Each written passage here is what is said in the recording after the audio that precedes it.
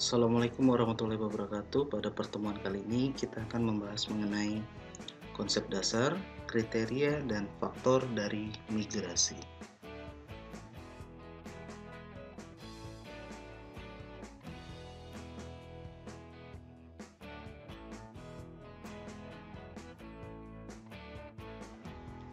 Kemudian faktor-faktor yang mempengaruhi mobilitas penduduk menurut Everett Ashley, faktor dari daerah asal disebut sebagai faktor pendorong. Dan faktor yang ada di daerah tujuan disebut sebagai faktor penarik. Faktor yang terletak di antara daerah asal dan daerah tujuan disebut sebagai penghalang, misalnya jarak, jenis alat transport, biaya transport. Nah, faktor yang terdapat pada diri seseorang disebut sebagai faktor individu. Faktor ini sangat mempengaruhi keinginan seseorang untuk melakukan mobilitas. Contohnya faktor individu ini antara lain umur, jenis kelamin, dan tingkat pendidikan. Kalau kita gambarkan, faktor tempat daerah asal dan tempat daerah tujuan serta penghalang antar dalam migrasi. Jadi kita lihat kalau ada di daerah asal itu ada faktor positif, negatif, ataupun netral gitu ya. Kemudian di daerah tujuan juga ada positif, negatif, netral. Nah, di antara dua daerah ini, faktor pendorong dan faktor penarik, itu ada penghalang. Misalnya jarak antara kedua tempat ini, kemudian transportasinya bagaimana, kemudian informasi mengenai tempat tujuan, terus undang-undang mengatur kepindahannya bagaimana. Ini teori migrasi yang disampaikan oleh Everett Ashley. Bicara mengenai faktor pendorong dan faktor penarik dari suatu migrasi, pada dasarnya ada dua pengelompokan faktor-faktor yang menyebabkan seseorang melakukan migrasi, yaitu faktor pendorong atau push factor dan faktor penarik atau pull factor. Faktor-faktor pendorong atau push factor itu antara lain makin berkurangnya sumber-sumber kehidupan seperti menurunnya daya dukung lingkungan, menurunnya permintaan atas barang-barang tertentu yang bahan bakunya makin susah diperoleh seperti hasil tambang, kayu, atau bahan dari pertanian. Yang kedua, menyempitnya lapangan pekerjaan di tempat asal, misalnya tanah untuk pertanian di wilayah pedesaan yang makin menyempit. Yang ketiga, adanya tekanan-tekanan seperti hal politik, agama, dan suku sehingga mengganggu hak asasi penduduk di daerah asal. Yang keempat, alasan pendidikan, pekerjaan, ataupun perkawinan. Dan yang kelima, adanya bencana alam seperti banjir, kebakaran, gempa bumi, tsunami, musim kemarau panjang, atau adanya wabah penyakit. Kemudian mengenai faktor-faktor penarik atau pull factor antara lain, yang pertama adanya harapan akan memperoleh kesempatan untuk memperbaiki taraf hidup. Yang kedua adanya kesempatan untuk memperoleh pendidikan yang lebih baik. Yang ketiga keadaan lingkungan dan keadaan hidup yang menyenangkan, misalnya iklim, perumahan, sekolah, dan fasilitas-fasilitas publik lainnya. Yang keempat adanya aktivitas-aktivitas di kota besar, tempat-tempat hiburan, pusat kebudayaan sebagai daya tarik bagi orang-orang daerah lain untuk bermukim di kota besar. Pertimbangan seseorang mengambil keputusan untuk migrasi itu melihat dari beberapa hal. Yang pertama adalah karakteristik demografi, seperti usia dan jenis kelamin yang menentukan tempat seseorang dalam perputaran hidupnya dan kaidah dalam keluarga dan masyarakat. Jadi kalau umur dan jenis kelaminnya masih produktif, dia cenderung untuk memilih untuk bermigrasi. Sedangkan kalau dia mungkin sudah tua ataupun dia masih anak-anak, barangkali dia akan lebih memilih untuk tetap di wilayah tersebut. Yang kedua, pertimbangan seseorang untuk mengambil keputusan bermigrasi adalah tingkat pendidikan dan keterampilan yang memperlengkapi seseorang untuk berpartisipasi dalam tenaga kerja lokal atau membuat prospek tidak menarik bagi mereka. Yang ketiga, pengetahuan kesempatan setempat dan tempat lainnya yang mana menstimulasi untuk pindah. Yang keempat, persepsi gaya hidup, materi, dan lain-lain yang seseorang inginkan dan tingkat ambisi untuk meraihnya. Yang kelima adalah keluarga dan teman. Hukum migrasi menurut Ravenstein tahun 1885, yang pertama adalah migrasi dan jarak. Banyak migran yang bermigrasi dalam jarak pendek. Jika jarak makin jauh, maka semakin sedikit orang yang bermigrasi ke wilayah tersebut. Yang kedua, migrasi bertahap.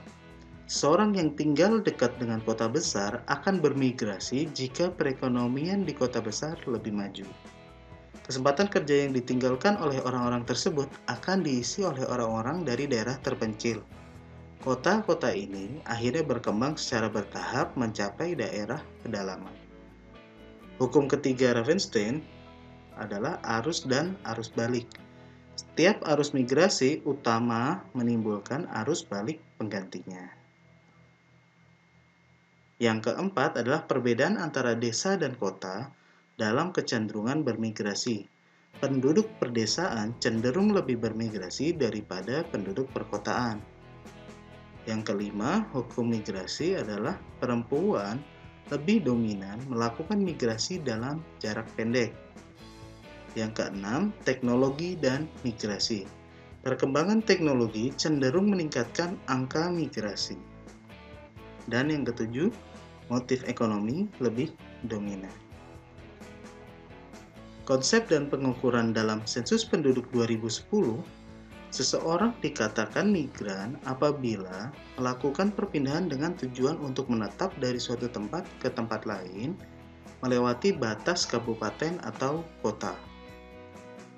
Kemudian kalau kita lihat perilaku mobilitas penduduk, para migran cenderung memilih tempat terdekat sebagai daerah tujuan.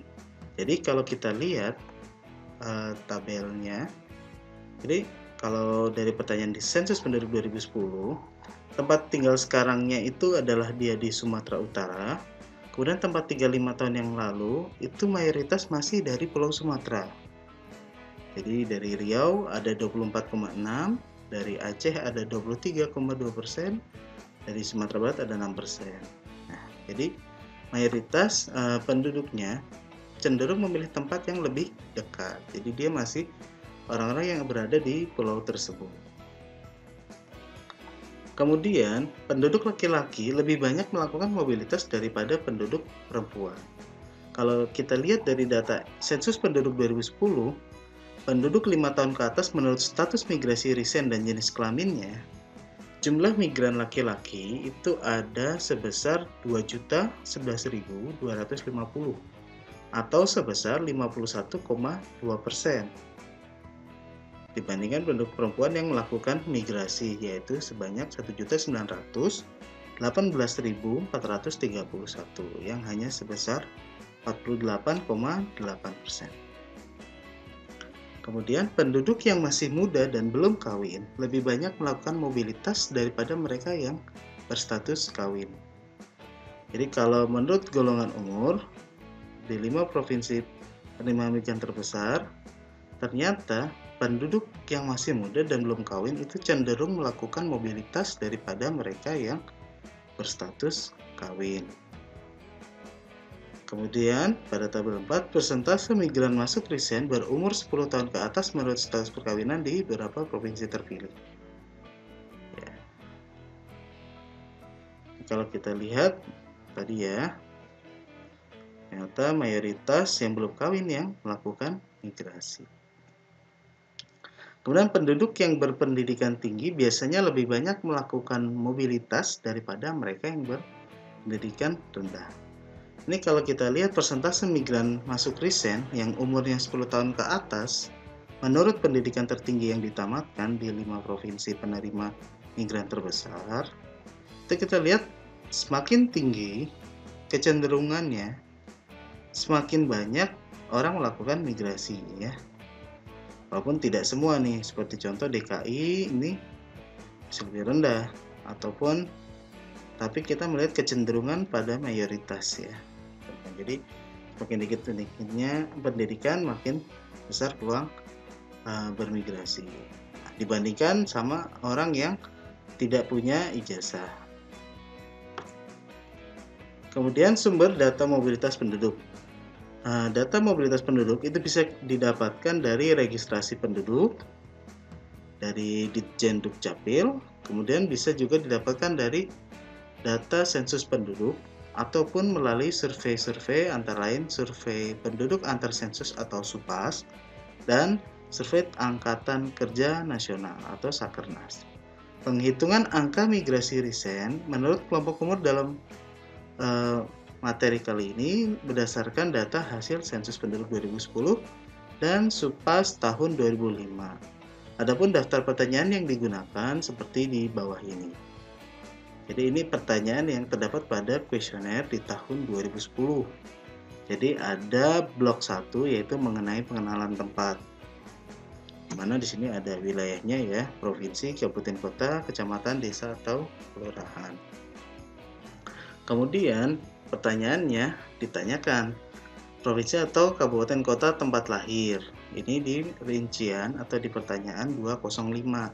Pertanyaannya, di manakah tempat lahir dari responden? Apakah provinsi atau negara gitu ya? Kalau dia negara atau kalau dia negara di kota mana, tapi kalau dia provinsi di kabupaten atau kota mana gitu ya.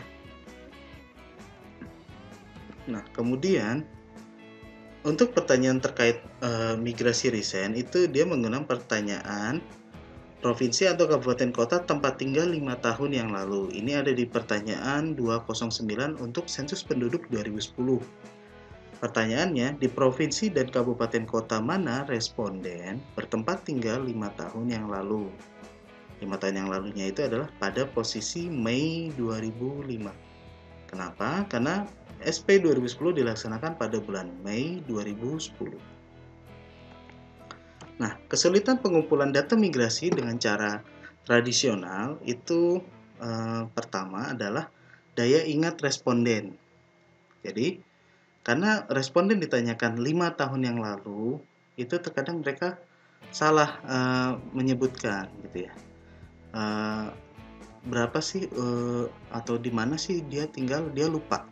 Sering terjadi kalau kita mendapatkan responden yang sudah cukup berumur, itu biasanya daya ingat responden cukup menjadi kesulitan tersendiri. Yang kedua adalah kesalahan konsep definisi tempat lahir.